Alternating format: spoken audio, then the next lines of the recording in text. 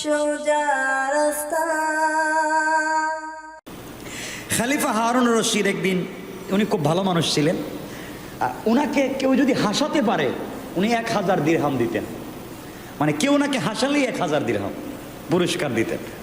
একদিন গেছেন জঙ্গলে প্রধানমন্ত্রীকে সাথে নিয়ে, গিয়ে দেখেন এক বৃদ্ধ লোক, বয়স 80 বছর, কত 80 বছর, গাছ লাগাইতেছে বাগানে। জিজ্ঞেস করেন, বাবা এখানে কি লাগাও? গাছ লাগাই। কিসের গাছ? খেজুর গাছ। খেজুর গাছে খেজুর দেবে কয় বছর পরে? 20-30 বছর পরে। এখন তোমার এক পা গেছে কবরে, বয়স হয়েছে 80, লাগাইতেছে খেজুর গাছ, তুমি কোন দিন খাইবা? বৃদ্ধ লোকটা বলছে, খলিফা সবাই যদি শুধু খাওয়ানোর, নিজে খাওয়ার নিয়তে লাগাইতো তাহলে তোমাদের মতো যুবকেরা খাওয়ার ধান্দাবাদ। আমরা কিছু মানুষে লাগাই, নিজে খাই না, পরে যারা আসবে তাদেরকে খাওয়ানোর ব্যবস্থা করে দেই। আমি জানি আমি মরে যাব, কিন্তু লাগাইয়া গেলাম, আমার পরে যারা আসবে তারা তো খাইতে পারবে। একথা শুনে বাদশাহ হাসলেন। বাদশাহ বললেন, দেখো তুমি এত বছর পরে খাওয়ার চিন্তা করো, এত বছর পরে উপকার পাইবা। আর এই কথা শুনে হাসলেন। প্রধানমন্ত্রীকে বলেন 1000 টাকা দিয়ে দাও। আমাকে হাসাইছে, 1000 দিয়ে দিছে। দিয়া দুজন চলে যাচ্ছে। এই কৃষক দৌড় বাদশার পিছনে, খলিফা দাঁড়ান দাঁড়ান দাঁড়ান। কি হয়েছে? বাদশাহ একটা কথা বলতে চাই। বলি, কি কথা? আপনি একটু আগে বলছেন এখন লাগাইতেছি 20 বছর পরে পাবো, আর এই মাত্র আপনাকে বললাম সাথে সাথে 1000 দিরহাম পাইলাম। উপকার তো 1 মিনিটের ভিতরেই পাইলাম, আর 20 বছর তো বহুত বাদে। এই কথা শুনে বাদশাহ আবার হাসছেন, আরো 1000 দিরহাম দিয়ে দেন। কৃষক বলতেছে, ও বাদশাহ এটা কেমন দেওয়া? মাত্র তোমাকে বললাম 1 মিনিটের ভিতরে 2 বার এত করলাম, তাইলে আমার আল্লাহ আমাকে কেমনে দিবে? আল্লাহু আকবার। আপনাকে যদি দিলে, অল্প কথা বললে খুশি হইয়া যদি আমাকে এভাবে দেন, তাহলে আপনাকে খুশি না করে যদি আমার রবকে খুশি করতে লাইগা যায়, তাহলে আমি তো গোটা দুনিয়া আখিরাত পেয়ে গেলাম। সুবহানাল্লাহ। রাসূল পাক সাল্লাল্লাহু আলাইহি সাল্লাম, কি বলবো, কত কথা মনে পড়ে। রাত্রবেলা হাঁটতেছেন একা একা, বিশ্বনবী রাত্রে হাঁটতেছেন একা একা। সাহাবীরা কি আমল করেন দেখবার জন্য প্রথমেই গিয়েছেন আবু বকরের দরজায়। গিয়ে কোনো আওয়াজ শুনেন না বাড়ি থেকে। কি রে আবু বকর এত রাত্রে ঘুমায়, তাহাজ্জুদ পড়ে না? দরজায় কান লাগালেন।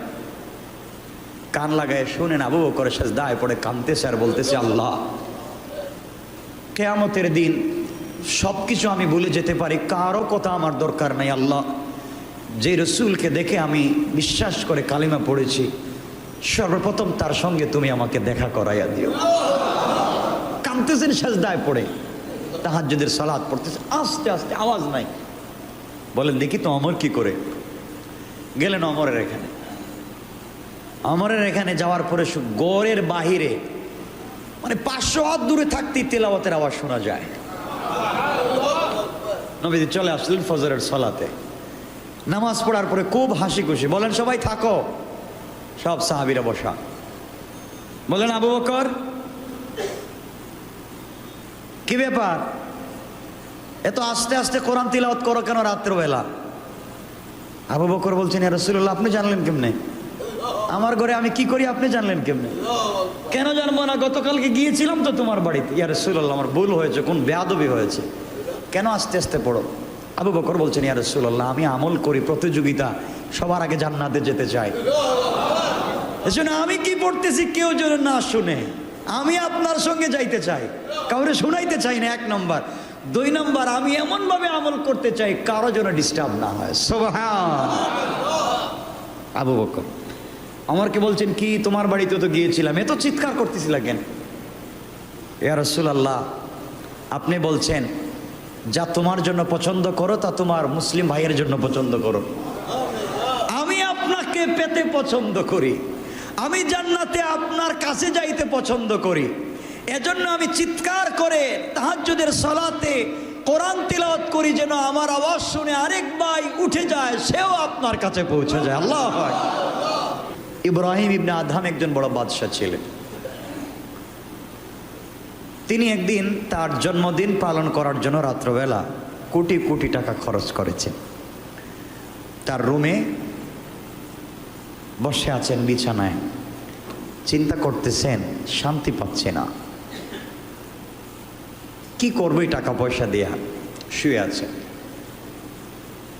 হঠাৎ করে তিনি শুনেন তার ছাদের উপরে কে হাঁটতেছে। তিনি বললেন, কে? ছাদের উপরে হাঁটছো তুমি? ছাদের উপর থেকে আওয়াজ আসছে, আমি একজন লোক, আমার একটা উট হাইরা গেছে। তো আপনার উট কোথায় হাঁটছে? ওই জঙ্গলে। তা খুঁজতেছেন কোথায়? আপনার ছাদের উপরে। বুঝলাম না, আপনি কেমন পাগল? উট হারছে জঙ্গলে, খুঁজতেছেন আপনি ছাদে, এখানে তো উট নাই। পাগল বলছে, বাদশাহ, জাহাপনা, রাজা, আমি যেমন করে আপনার এই ছাদের উপরে উট খুঁজে পাবো না, আপনি নরম বিছানায় শুয়ে শুয়া রবকেও কোনোদিন খুঁজে পাবেন না। সুবহানাল্লাহ বললেন না? আওয়াজ করে বলেন আল্লাহু আকবার। নাই, হাইরা গেছে লোক। তিনি উঠলেন, লোকটা নাই। ইব্রাহিম ইবনে আদহাম তো পাগল হয়ে গেলেন, ঘুম থেকে উঠলেন। আমি বলতে চাই যে কথা, ঘুম থেকে উঠলেন, ছেড়ে দিলেন সব, বিছানা ছাড়লেন, পোশাক খুললেন, ছেঁড়া কাপড় পরলেন, জঙ্গলের দিকে চলে গেলেন করলেন।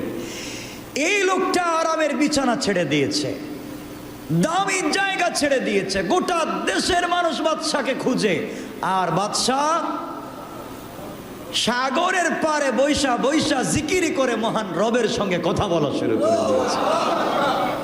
খুঁজতে খুঁজতে পাবলিক গিয়েছে, দেখে উস্কো খুস্কো চুল, বসে আছে বাদশাহ। জিজ্ঞেস করে, আপনি এখানে কেন? আমি তো আসল বাদশাহী পেয়ে গিয়েছি। এতদিন ওখানে বসতাম তোমরা আমার কথা শুনতে, টাকা দিলে তোমরা আমার কথা শুনতে সেনাবাহিনী, আর আজকে এমন বাদশাহী পেয়েছি গোটা সৃষ্টি এখন আমার কথা শুনে। সেনাপ্রধান বলছে, পরীক্ষা হয়ে যাক। কেমনে কি? আমি কথাগুলো বানায় বলছি মনে করতেছেন? এটা ইতিহাস আশরাফ আলী তানভী ওনার মালফুজাতে বলছেন কথাগুলা। উনি হাতের সুই, হাতের কি সুই তো চিনেন? সুই সাগরে সাগরে ফালাইয়া দিস। বলছে, আপনার কথা যদি মাছ শুনে, দেখি তো মাছ শুনে আসতে পারে কিনা। ইব্রাহিম ইবনে আদহাম সাগরের পারে 2 রাকাত সালাত আদায় করেছেন, সালাতুল হাজাত। সুবহানাল্লাহ বললেন। এই সালাতের বহুত ওয়াজ করছি না, করি নাই? 2 রাকাত পড়ছেন, হাজাত পড়ে আল্লাহকে বলছেন, আল্লাহ সব ছাড়লাম তোমার জন্যে, আর একটা ওই সুই আমাকে দিতে পারবা না? বলতে দেরি কোটি কোটি মাছ, কোটি কোটি সুই মুখে নিয়ে বাইসা গেছে। ইব্রাহিম আদহাম বলেন, দেখেন আপনার সুই কোথায় আছে? খুঁজে তো আর পায় না।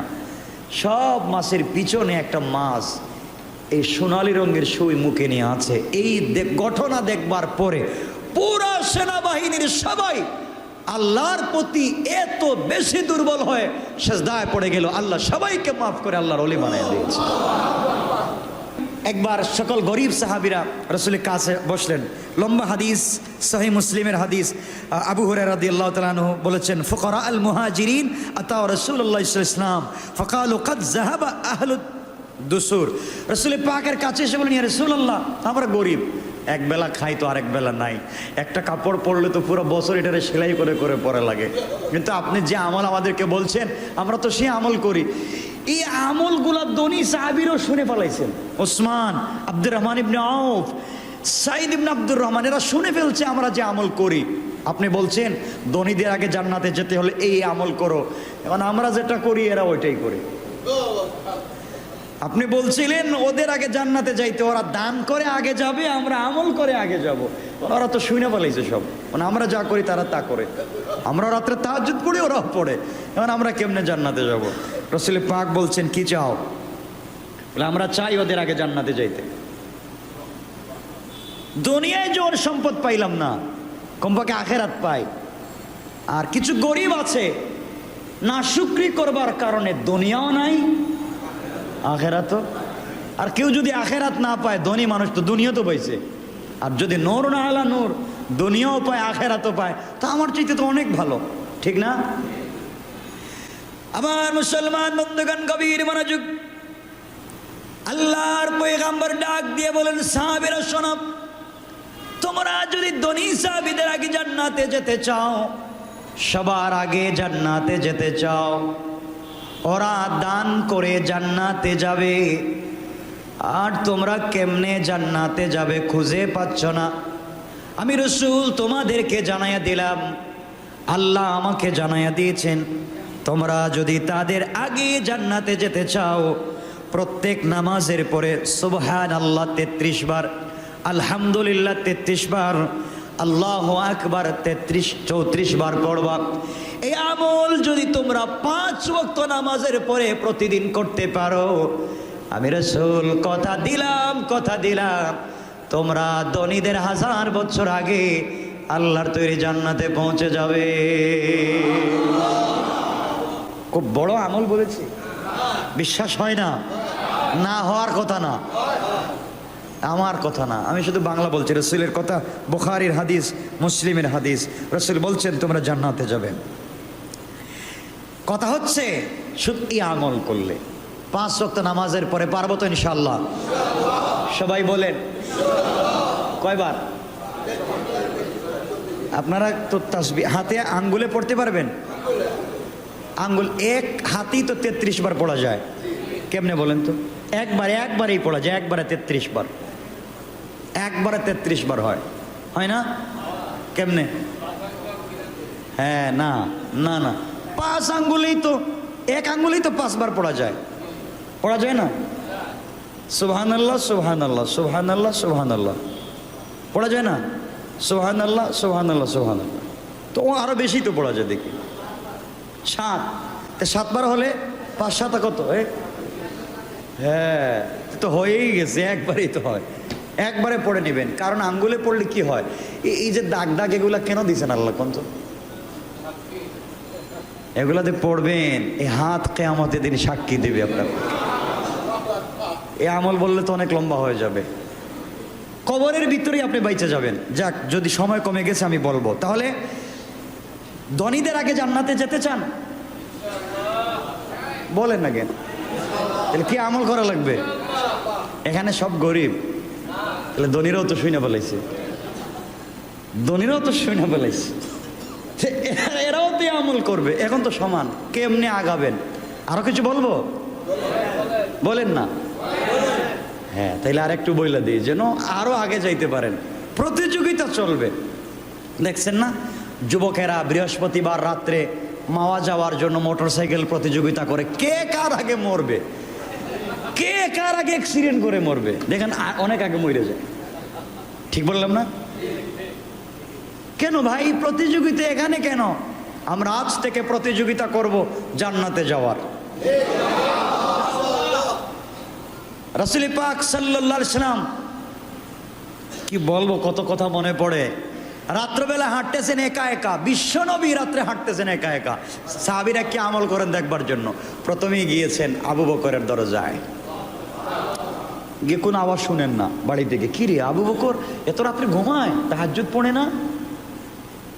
দরজায় কান লাগালেন, কান লাগায় শুনেন আবু বকর সেজদায় পড়ে কাঁদতেছে আর বলতেছে, আল্লাহ, কিয়ামতের দিন সবকিছু আমি ভুলে যেতে পারি, কারো কথা আমার দরকার নাই। আল্লাহ, যে রসুলকে দেখে আমি বিশ্বাস করে কালিমা পড়েছি, সর্বপ্রথম তার সঙ্গে তুমি আমাকে দেখা করাইয়া দিও।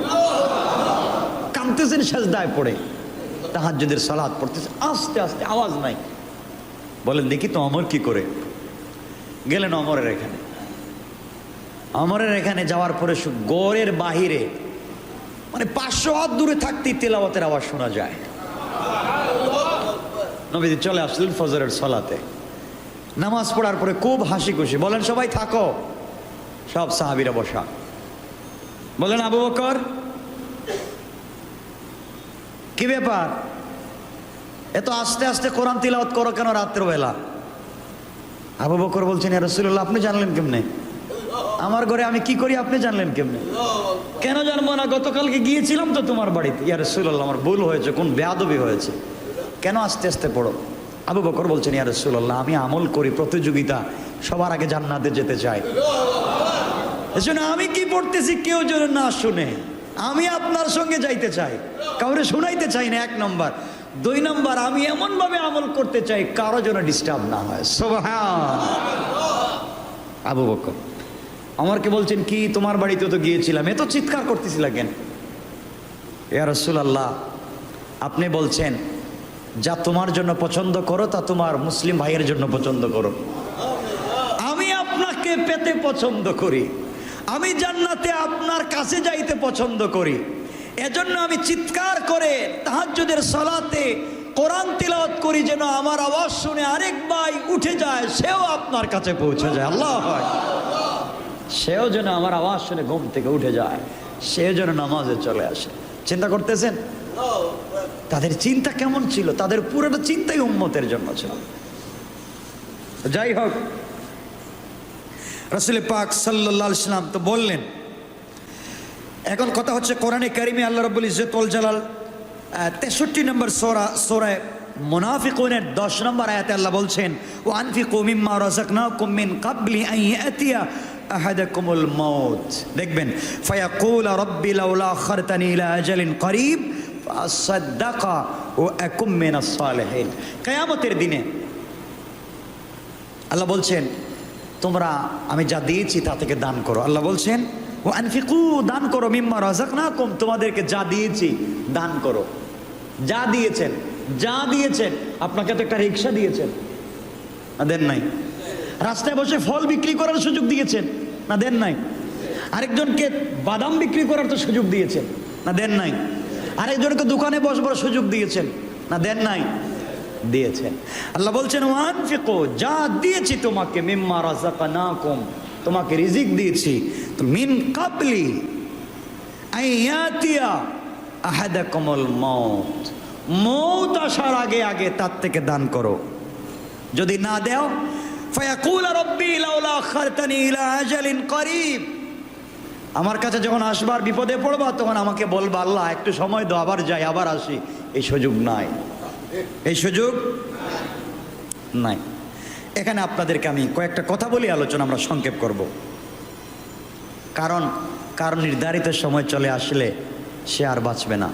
আল্লাহ বলছেন কোরআনে কারিমে ওই সূরা অন্য জায়গায়, ওয়ালা ইউআখিরুল্লাহু নাফসান ইযা জা আজালুহা ওয়াল্লাহু খাবীরুম বিমা তা'মালুন। আল্লাহ বলছেন, আর যখন কারো নির্ধারিত সময় চলে আসে তখন আল্লাহ তাকে কিছুতেই অবকাশ দিবেন না। এখন আমি আপনাদেরকে বলতে চাই, আচ্ছা বলেন তো, আমাদেরকে আল্লাহ যে নির্ধারিত টাইমে মৌত দিবেন, এর আগে মৌত হবে না? বলেন, মৌত হবে? কোনোভাবে হবে? তাহলে বিশ্বাস আছে যতক্ষণ পর্যন্ত না মৌতের টাইম না আসবে ততক্ষণ মরবো না। বলেন না? মৌত কার হাতে? তাহলে এখনো তো সুযোগ আছে, না আছে না? আজকের থেকে আমরা তাহাজ্জুদ ছাড়বো না। না বলেন ইনশাআল্লাহ? বলেন, দিল থেকে বলেন, ফ্যামিলির সবাইকে নিয়ে চেষ্টা করবেন। এখনো কত বছর বয়সে আমরা চেষ্টা শুরু করে দিয়েছি। কিছু ভাইকে বলছি, ভাই আসো না, দাঁড়িয়ে রাখো, হুজুর এখন না, পরে। ওই যে এখন না, পরে যদি আসার আগে মৌত চলে আসে। ভাই আসো না মসজিদে, আল্লাহ ডাকতেছেন, হাইয়া আলাল ফালাহ, গোলাম তুই ভুগতেছিস বিপদে, আয় আমি কল্যাণ দিব। কল্যাণের বস্তা নিয়ে বসে আছি, আমি সরাসরি দিতে চাই। আয় মসজিদে, হাইয়া আলাল ফালাহ। কি চাইবে? টাকা পয়সা কয়েক বস্তা আছে, কি নিবে? ডলার নিবে, পাউন্ড নিবে, কি নিবে? ইউরো নিবে, আয় দিব তোকে। আল্লাহ আমি তো এখন দোকানে ব্যবসা চলতেছে। যা ইলা আজালিন করিব, যা ব্যবসা কর, আমার কাছে আসলে কিন্তু টাইম নাই। আপনি রাত্রবেলা বিপদে পড়েছেন, অথবা দিনে কেউ আপনাকে গালি দিয়েছে, মনে ব্যথা পেয়েছে, না এই লোকটা আমাকে কষ্ট দিল, এই লোকটা আমাকে গালি দিল, এই লোকটা আমাকে ডিস্টার্ব দিল, এ আমাকে জুলুম করেছে, হিংসা করেছে, কত ব্যথা। বিছানায় যখন চলে যাচ্ছেন, বাসায় গিয়েছেন, বউ দেখেছেন, বাচ্চা দেখেছেন, পরিবার দেখেছেন, টাকা গুনেছেন, সব ভুলে গিয়েছেন, বিছানায় চলে যাচ্ছেন। আল্লাহ বলছেন, গোলাম সারাদিন তো কত পেরেশানিতে ছিলে, তোকে নাকি পাবলিক ঠকাইছে, তোকে নাকি পাবলিক গালি দিয়েছে, তোকে নাকি জুলুম করেছে, আয় ঘুমানোর আগে ওযুটা কর, একটা বার সিজদায় পড়ে আমাকে বল সুবহান রাব্বিয়াল আলা। গোলাম কথা দিলাম আমি আল্লাহ তোর জিম্মাদার। আজকে আমি ইস্তেগফার বলবো না, শুধুমাত্র সাইয়্যিদুল ইস্তেগফার তো সবাই পারেন, অনেকে পারেন না। সাইয়্যিদুল ইস্তেগফার, ইস্তেগফারের সাইয়্যিদ। ইস্তেগফারটা করবেন, পড়বেন। যে ইস্তেগফার দিনে পড়বে, এই দিনে যদি মরে যায় তার জিন্দেগির সব গুনাহ মাফ। সুবহানাল্লাহ, আসতে পড়েন।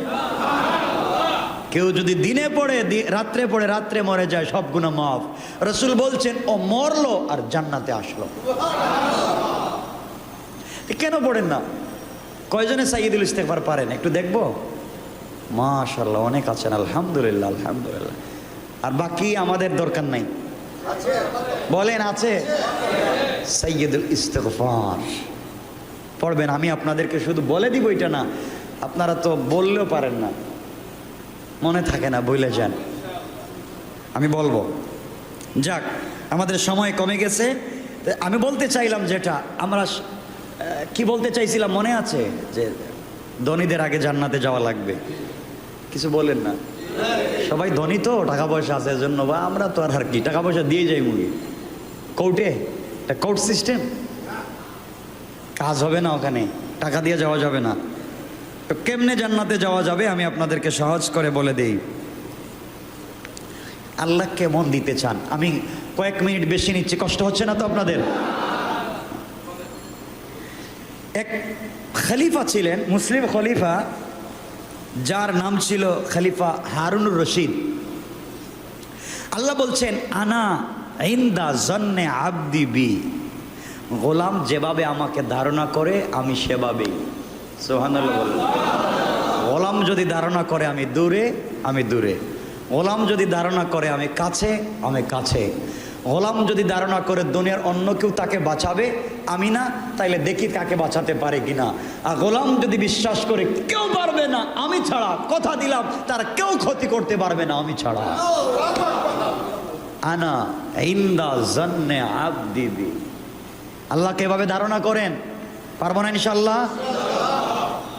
ইনশাআল্লাহ। এই ধারণাটা একটু বড় করে করেন। গাড়ির চাকার নিচে পড়লেও মরবো না ইনশাআল্লাহ, গুলি করলেও মরবেন না ইনশাআল্লাহ, ঠিক না? বলতেছিলাম যে কথা, আল্লাহ কেমন, আপনার ধারণার সাথে আল্লাহ কেমন বুঝাইয়া দেয় আজকে। খলিফা হারুন রশিদ একদিন, উনি খুব ভালো মানুষ ছিলেন, উনাকে কেউ যদি হাসাতে পারে উনি 1000 দিরহাম দিতেন। মানে কেউ ওনাকে হাসালেই 1000 দিরহাম পুরস্কার দিতেন। একদিন গেছেন জঙ্গলে প্রধানমন্ত্রীকে সাথে নিয়ে, গিয়ে দেখেন এক বৃদ্ধ লোক, বয়স 80 বছর। কত? 80 বছর। গাছ লাগাইতেছে বাগানে। জিজ্ঞেস করেন বাবা এখানে কি লাগাও? গাছ লাগাই। কিসের গাছ? খেজুর গাছ। খেজুর গাছে খেজুর দেবে কয় বছর পরে? 20-30 বছর পরে। এখন তোমার এক পা গেছে কবরে, বয়স হয়েছে 80, লাগাইতেছে খেজুর গাছ, তুমি কোন দিন খাইবা? বৃদ্ধ লোকটা বলছে খলিফা, সবাই যদি শুধু খাওয়ানোর, নিজে খাওয়ার নিয়তে লাগাইতো, তাহলে তোমাদের মতো যুবকেরা খাওয়ার ধান্দা বাদ। আমরা কিছু মানুষে লাগাই, নিজে খাই না, পরে যারা আসবে তাদেরকে খাওয়ানোর ব্যবস্থা করে দেই। আমি জানি আমি মরে যাব, কিন্তু লাগাইয়া গেলাম, আমার পরে যারা আসবে তারা তো খাইতে পারবে। একথা শুনে বাদশা হাসলেন। বাদশা বললেন দেখো, তুমি এত বছর পরে খাওয়ার চিন্তা করো, এত বছর পরে উপকার পাইবা। আর এই কথা শুনে হাসলেন। প্রধানমন্ত্রীকে বলেন 1000 টাকা দিয়ে দাও। আমাকে হাসাইছে, 1000 দিয়ে দিছে। দিয়া দুজন চলে যাচ্ছে। এই কৃষক দৌড় বাদশার পিছনে, খলিফা দাঁড়ান দাঁড়ান দাঁড়ান। কি হয়েছে? বাদশা একটা কথা বলতে চাই। বলে কি কথা? আপনি একটু আগে বলছেন এখন লাগাইতেছি 20 বছর পরে পাবো, আর এই মাত্র আপনাকে বললাম সাথে সাথে 1000 দিরহাম পাইলাম। উপকার তো 1 মিনিটের ভিতরেই পাইলাম, আর 20 বছর তো বহুত বাদে। এই কথা শুনে বাদশা আবার হাসছেন, আরো 1000 দিরহাম দিয়ে দেন। কৃষক বলতেছে ও বাদশা, এটা কেমন দেওয়া? মাত্র তোমাকে বললাম 1 মিনিটের ভিতরে 2 বার, এত করলাম, তাইলে আমার আল্লাহ আমাকে কেমনে দিবে? আল্লাহু আকবার। আপনাকে যদি দিলে, অল্প কথা বললে খুশি হয়ে যদি আমাকে এভাবে দেন, তাহলে আপনাকে খুশি না করে যদি আমার রবকে খুশি করতে লাইগা যায়, তাহলে আমি তো গোটা দুনিয়া আখিরাত পেয়ে গেলাম। সুবহানাল্লাহ। জন ধারণা বোঝাতে চাইছিলাম, আল্লাহর প্রতি আপনার আমার ধারণা কেমন হওয়া চাই। এজন্য আমার আপনার ধারণা ভালো হওয়া তো দরকার, বলেন না? এখানে হজ্জের কি কি সম্পদ থাকলে হজ, এগুলো আমরা লম্বা সময় কথা বলবো ইনশাল্লাহ। আমি শুধু বলবো এই কথা আজকে, ধনীর হজ কেমন, গরিবের হজ কেমন, বা কি কি সম্পত্তি থাকলে হজ করতে হয়, এগুলো আজকে বলবো না। আমি শুধু বলতে চাই, সবার আগে কেমনে জান্নাতে যাওয়া যায়। মনে আছে এই কথাটা? আচ্ছা, গরিব মানুষ হজে যাইতে পারবে? কথা বলেন না। কিয়ামতের দিনে আমি যে আয়াত পড়েছিলাম আপনাদেরকে, আল্লাহ রাব্বুল ইজ্জত ওয়াল জালাল ওই আয়াতে বলছেন শেষ দিকে, ওয়া আকুম মিনাস সালিহিন, যারা আমার কাছে আসার আগে দান খয়রাত করে এবং হজের মাধ্যমে নেককারদের অন্তর্ভুক্ত হয়, আমি আল্লাহ তাদেরকে বিনা হিসাবে জান্নাত দেব। কি কাজের মাধ্যমে? হজ করার মাধ্যমে আমার কাছাকাছি আসে। তাইলে হজ তো সবাই করতে পারবো না, বলেন না? তাহলে আল্লাহর কাছাকাছি কেমনে যাব? এই কথাটাই আপনাদেরকে বোঝাচ্ছি। গরিব মানুষ তার হজ করতে পারবে না, তাহলে ধনী মানুষ হজ করে আগে জান্নাতে চলে যাব। সব আমলে সমান সমান, আমরাও সুবহানাল্লাহ, ধনীরাও সুবহানাল্লাহ, আমরাও আলহামদুলিল্লাহ, ধনীরাও আলহামদুলিল্লাহ, আমরাও আল্লাহু আকবার, ধনীরাও আল্লাহু আকবার, আমরাও তাহাজ্জুদ, ধনীরাও তাহাজ্জুদ, আমরাও নামাজি, ধনীরাও নামাজি, সব ঠিক। তাহলে তো সমান সমান। এখন আগে যাওয়া লাগবে নি? এখন ধনীরা তো আরো আগে, ওরা যাকাত দেয়, ওরা হজ করে, গরিবের বিয়েতে সহযোগিতা করে, বেশি বেশি দান করে, তাইলে আপনি কেমনি ওদের কাছাকাছি ভিড়বে? সুযোগ আছে নি? কিছু বলেন না কেন? আছে? নাই না? আছে, অবশ্যই আছে। আমরা সেদিকে যাইতে চাই। কেমনে? এক নাম্বার মনে রাখবেন, আমরা পিছিয়ে পড়ে যাচ্ছি যারা ধনীদের থেকে। আপনারা মন খারাপ করবেন না, না খারাপ করার কিছু আছে? খারাপ করবেন না। আমরা ধনী যারা, তারা জান্নাতে, ধনীদের সাথেই আমরা জান্নাতে যেতে চাই। কেমনে? এই কথাটা আপনারা সহজ করে বুঝবেন। এক নম্বর,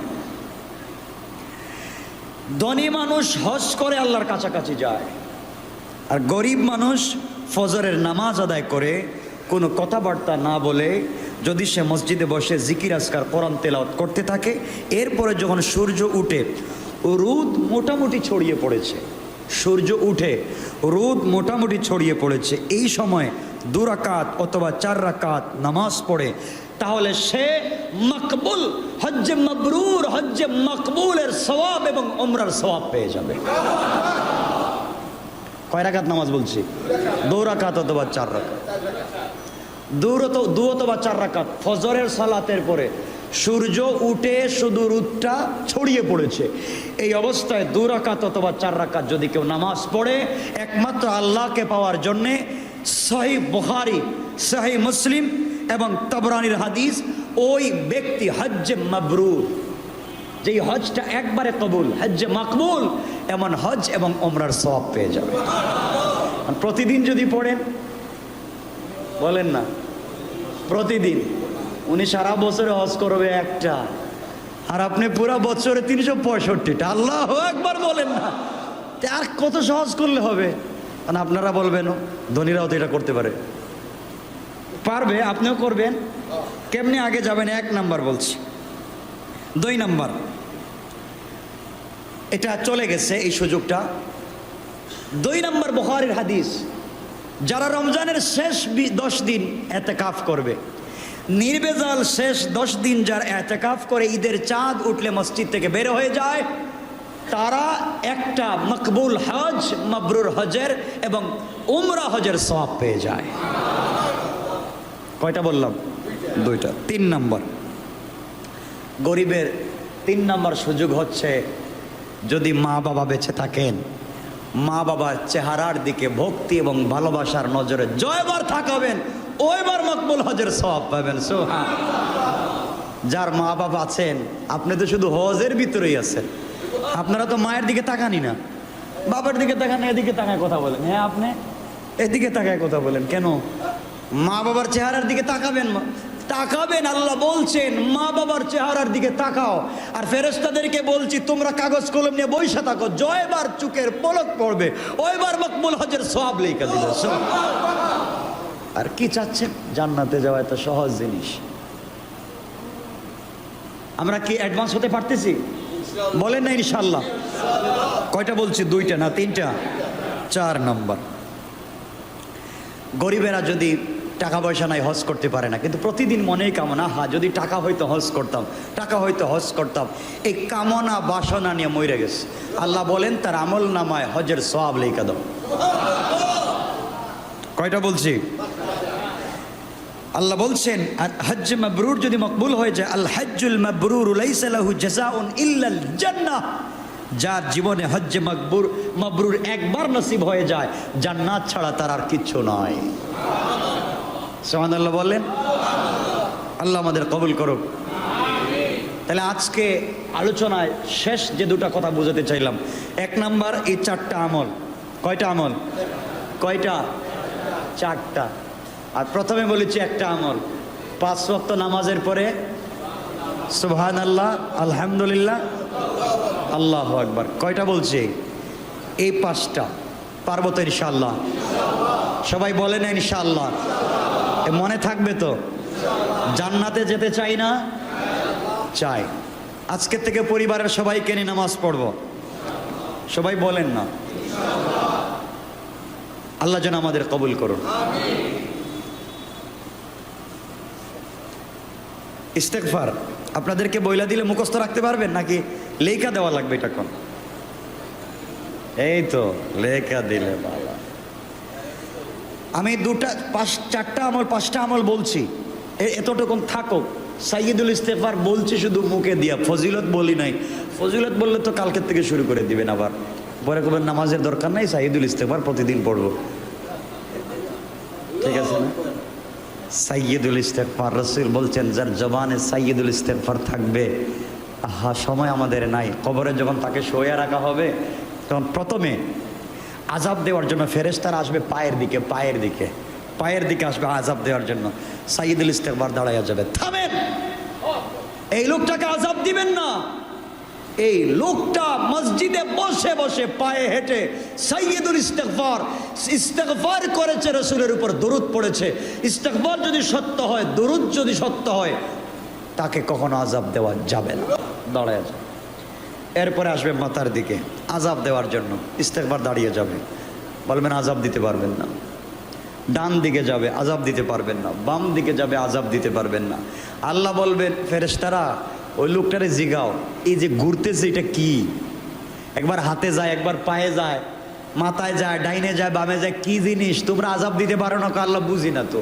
এই লাঠি মুগুর গদার কাছে নিলেই তো কাজ করে না, কি জিনিস? ও দাঁড়ায় থাকে। আল্লাহ বলছেন ওরে জিজ্ঞাসা করো, কথা বলুক। আল্লাহ জবান খুলে দিবেন। সাইয়্যিদুল ইস্তেগফার একটা আকার ধারণ করবে, জবান খুলে দিবেন। জবান খোলার পরে সাইয়্যিদুল ইস্তেগফার বলবে, আল্লাহ আপনি আমারে চিনেন না? না, আপনি আযাব দিতে চান এই গোলামকে? আমি তো সাইয়্যিদুল ইস্তেগফার। এই গোলামটা সারা জীবন আমাকে ফলো করেছে, আর কবরে আমি তাকে ফলো করতেছি। আল্লাহ বলছেন ফেরেশতারা যাও, প্রশ্ন টশ্নর দরকার নাই, এগুলো থাকুক তোমাদের। আর এই গোলামের সঙ্গে জান্নাতের একটা কানেকশন তৈরি করে দাও। সুবহানাল্লাহ বলবো ইনশাআল্লাহ, মনে থাকবে তো ইনশাআল্লাহ? আল্লাহ আমাদের সবাইকে কবুল করুক। আল্লাহুম্মা সাল্লি আলা মুহাম্মাদ ওয়া আলা আলি মুহাম্মাদ। অনেকে দোয়া চেয়েছেন। আমাদের এক ভাই অসুখ, ইন্তেকাল। ওয়া ফিল আখিরাতি হাসানা ওয়া কিনা আযাবান নার ওয়া আদখিলনাল জান্নাতা মাআল মুত্তাকিনা ওয়াল আবরার। اللهم اغفر لنا ولوالدينا رب ارحمهما كما ربياني صغيرا رب ارحمهما كما ربياني صغيرا। আমনিব জুমার সালাত সামনে নিয়ে আল্লাহ তাআলা তোমার গোলামদেরকে নিয়ে হাত উঠাইল। হাজার হাজার গোলাম তাহাজ্জুদ ওয়ালা, ইস্তেগফার ওয়ালা। মনিব পবিত্র 2টা হাত নিয়ে তুমি মনিবের দরবারে হাত উঠাইয়া ধরেছে। আল্লাহ তুমি জানো এই মাজলিসের সব থেকে বড় গুনাহগার আমি। আয় আল্লাহ, আমি অপরাধ করেছি, তোমার জমিনে